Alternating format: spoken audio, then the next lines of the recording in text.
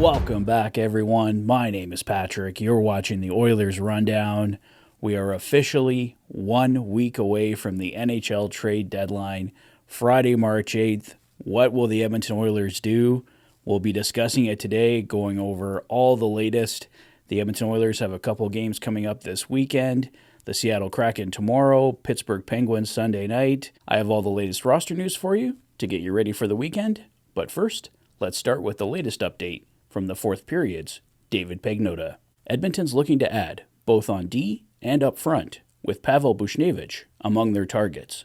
Money in means money out for the Oilers, with Cody Ceci, Warren Foegele, and Brett Kulak the likely casualties. Edmonton's 2024 first-round pick is in play, and I'm told they've discussed packaging it with a roster player to another club for a defenseman to upgrade their blue line. If the Oilers are able to bring in two significant pieces, Ceci, Foegele, and Kulak are likely all gone to make the money work, along with the Oilers' first-round pick, and probably a prospect like Xavier Bourgault. Elliot Friedman revealed on 32 Thoughts that, to no one's surprise, the price on Pavel Buchnevich is very high, and he lists Edmonton, Vegas, Carolina, and Florida as teams who could be interested.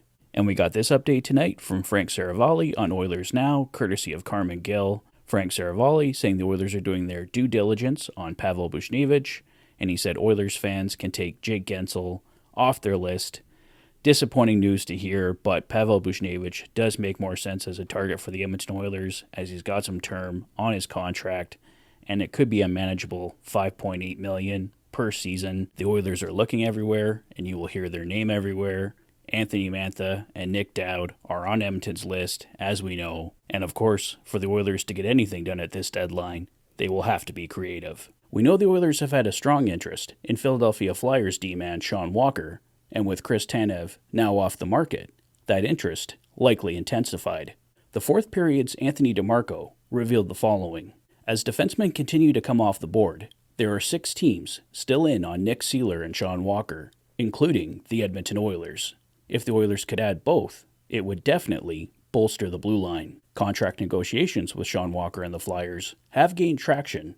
While the two sides seem to be close on an AAV, the term is a point of contention. Walker's camp is pushing for 5 years, something the team is reluctant to do at this point. If a contract extension can't be reached in the next few days, we should see Walker and possibly Seeler as well on the move. We talked a lot about the Nashville Predators yesterday, but according to Elliot Friedman, the Predators are in lockdown right now as they ride a 7-game winning streak and remain in the hunt for a wildcard spot.